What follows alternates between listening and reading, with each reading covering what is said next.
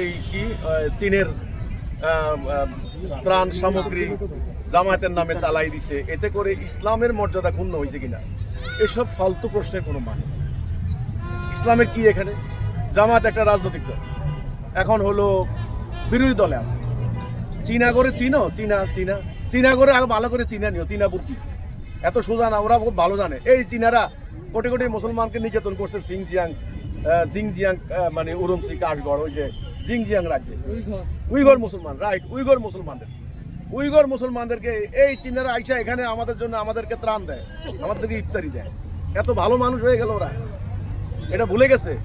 তো জামাত ইসলামী যে কাজটা করেছে এগুলা নিয়ে আমি আসলে কোনো মন্তব্য করতে চাই না। এটা বাংলাদেশের রাজনীতিতে এটা একটা বৈশিষ্ট্য, একজনের মাল আরেকজনে নিয়ে যায়, একজনের ক্রেডিট আরেকজনের প্রচার করে।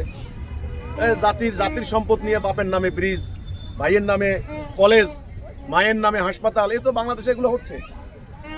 আপনার সাধারণ মানুষের সম্পদ এনে নেতাদের নামে নেতারা ফেসবুকে প্রচার চালাচ্ছে।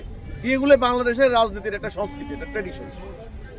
আমি তো প্রথমে এই খবরটা পাওয়ার পরে আমি চিন্তা করলাম জামাত ইসলামী এই কাজটা করবে কেন? জামাতের কি টাকার অভাব আছে? হাজার কোটি টাকা তাদের। বাংলাদেশের ধনী দল জামাত ইসলামী, এবারে নির্বাচনে তারা হাজার কোটি টাকা খরচ করছে। কাজে জামাত এ কাজ করবে কেন? যে আরেকজনের মাল নিজের নামে চালাই দিবে কেন? এটা আমার হিসাবের মধ্যে আসে না। কিন্তু কিছু উৎসাহী কর্মী এগুলা করেছে, আর অন্যের ক্রেডিট চুরি করার এটা নিয়ে আপনার কি মন্তব্য? ইসলামের কোনো ক্ষতি হয়েছে কিনা? ইসলামের সঙ্গে এগুলা কোনো সম্পর্ক নাই। ওরা সেটার প্রচার তাদের ভেরিফাইড পেজে তারা দিয়েছিল, পরবর্তীতে যখন এটা নিয়ে বিতর্ক সৃষ্টি হয়েছিল পরে তারা সেই পোস্টটি ডিলিট করে। আমার তো মনে হয় চীনা যদি সরাসরি প্রতিবাদ না করতো তাহলে তো নিজের নামে চালাই দিত। তো এগুলা নিয়ে আমি আর কোনো কথা বলতে চাই না। এগুলা ইসলাম না। কথা সর্বশেষ একটি প্রশ্ন, কৌতূহলবশত, যে আপনি একটি ইসলামিক